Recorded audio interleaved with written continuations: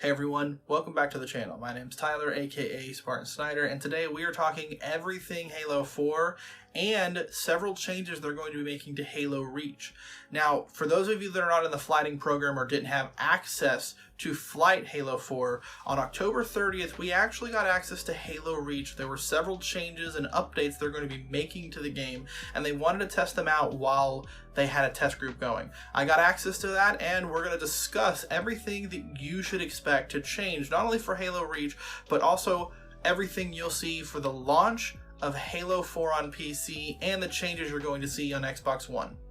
Now, as I stated before, they did on October 30th give us access to Halo Reach, and they extended the deadline for the flight. We were able to flight up until the 6th, and I have to say, some of the changes they made, they're actually pretty good. We're going to go ahead and go over everything for Halo Reach first, since there wasn't a whole lot. There were a few minor tweaks, but I think it's everything going in the right direction. And we'll then continue on in talking about Halo 4 because it's, well, a pretty dense subject as far as the flight goes. I'm going to go ahead and read to you a piece of the instructions that we were given so you can understand exactly what they were intending for us to test. So it says, the content of this build is a limited slice of Halo 4 and Halo Reach. The version number you'll be playing is 1.1930.0.0. Below is the core content that will include the flight, and we ask for you to focus on these features when you provide feedback. So new features, input-based matchmaking and crossplay. Crossplay is fully available in Firefight, Forge, and multiplayer modes. Halo 4's campaign and Spartans Up mode do not currently support crossplay between Xbox and PC. Server region selection, per piece customization for Halo 4. Visors can now be selected for Halo 4 customization. Halo 4 Forge improvements including trait zones, new movement controls, and local and world access toggles. Advanced graphic options for Halo 4, that's PC only. Text chat availability and moderation. Unlimited frame rate improvements for Halo Reach. Crossplay has been enabled for Halo Reach's multiplayer and Firefight modes. Per title control and video settings for Halo Reach.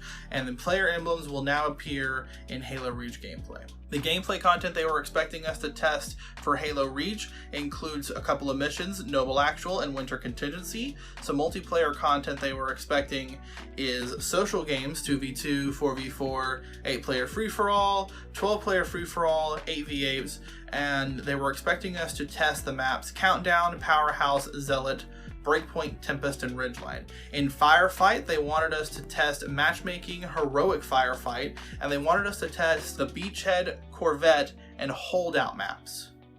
In Halo 4, on the campaign, they were focusing on Requiem, Forerunner, Reclaimer, Shutdown, and Composer. Then they also wanted us to test a campaign playlist, Canon Combat. In multiplayer, they wanted us to test the 2v2, 4v4, 8-player free-for-all, 12-player free-for-all, and 8v8 on the maps Adrift, Exile, Haven, Longbow, Meltdown, Ragnarok, Impact, Landfall, Skyline, Perdition, and Pitfall.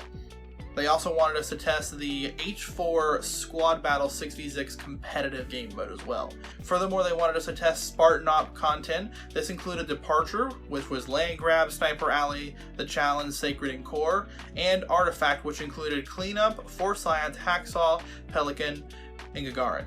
Now, during the fighting, they had various different times that you could play different game modes, essentially. So, for example, on the 20th, they were letting us do squad battles 4v4 from 5 to 9 p.m. And I believe all of the times are in Pacific time. So they had things running from the 20th of October all the way through the 6th.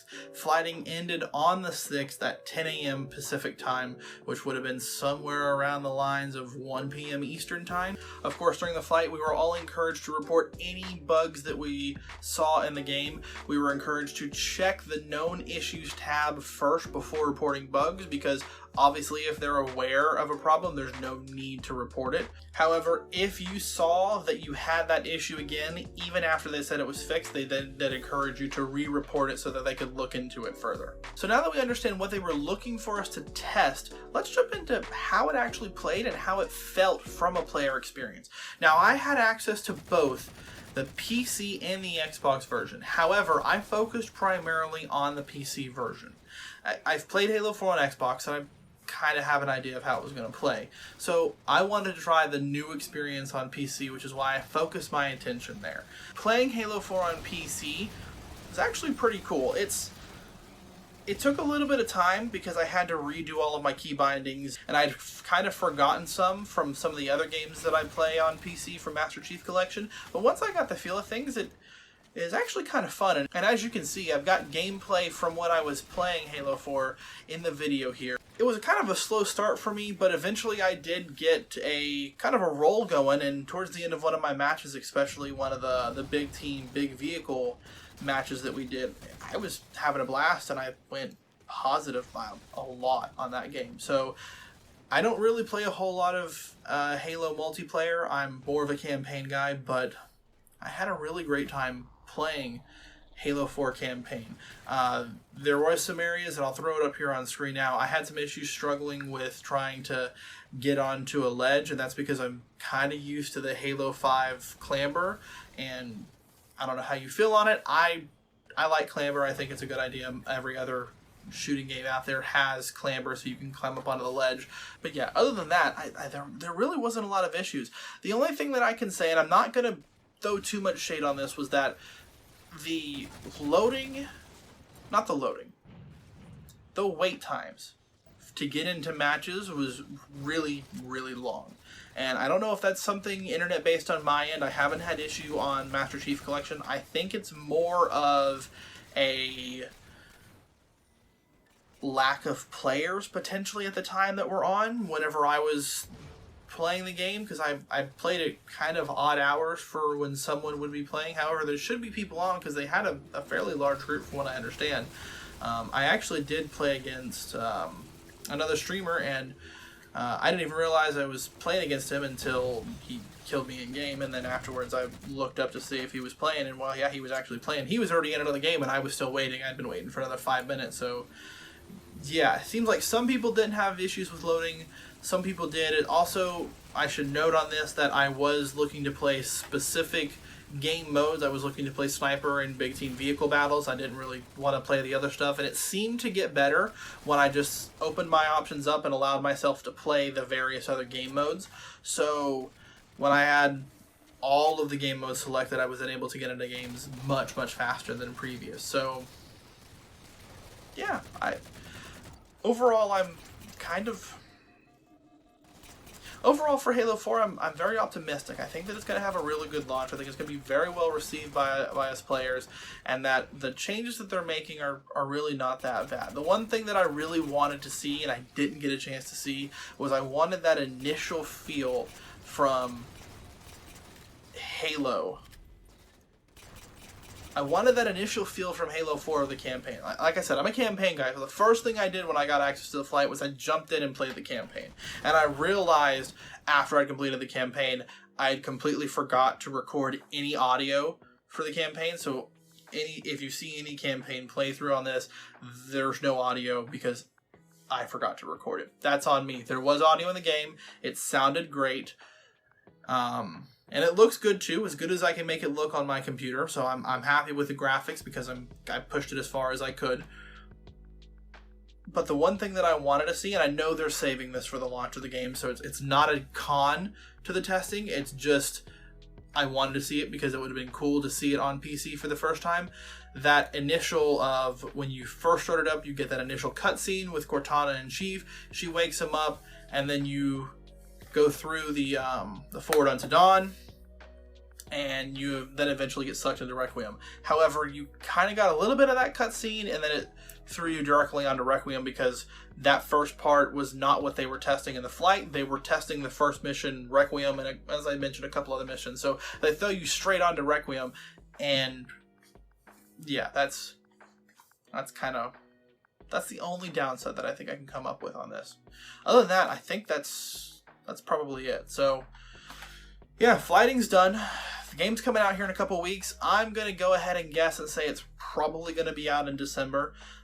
Again, don't quote me on this. I don't have any information. They didn't tell us when it's coming out in the flight. That's just my personal thoughts and personal feelings on the matter. I think it's coming out in December. It's probably going to be, I'm not going to say it's be close to Christmas. I think it's probably going to be 2 weeks before. So Not the beginning, but like middle of the month is what I'm thinking it's probably going to release. Is middle of the month for December. That'll hold us over into the new year.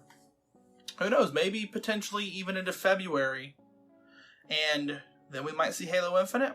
Again, this is all speculation. I've got no information provided by 343 or from Halo in any way telling us that this is what they're doing. But my thought process on this is that we could potentially see Halo Infinite a few months after the release of Halo 4. Kind of let Halo 4 sink in a little bit. The only thing that I kind of want to cover is that once we get Halo 4 on PC, the only game we're going to be missing is Halo 5. So is it possible they could start working on bringing Halo 5 to PC before they release Infinite? I think it's possible. I don't know if it's going to happen. I think it would be pretty cool if they do. I don't know if I necessarily want it before Infinite, but I do want to see it come to PC soon. I don't want it to have to wait a couple of years for it. It'd be nice for it to come soon because then we can have all of them on PC. And that's a personal preference for me because I prefer to play on PC. But it would still be cool. I feel like I'm repeating myself over and over again. I think that's where we're going to end it today. If you agree with me, leave a like on the video. If you want to see more, hit that subscribe button. Make sure you click that bell icon. That way you get notified when I post new videos. If you haven't seen my last video, I have it linked up in the corner. Check where the red arrow is pointing. Click on that. It'll take you right to the video. I'll also link it at the end of the video if you want to go ahead and go watch it. It's covering spoilers for Halo Infinite and my personal thoughts on it. I don't know. You tell me what you think. We got a couple people talking down in the comments down there. I'd love to hear your thoughts. Leave me your comments, what you think as far as Halo 4, what you're excited for with Halo 4. If you want to see Halo 5 come to PC, leave those down in the comments. I'd be grateful to see them, and I will respond to you. With that said, y'all have a good one, and I'll see you next time.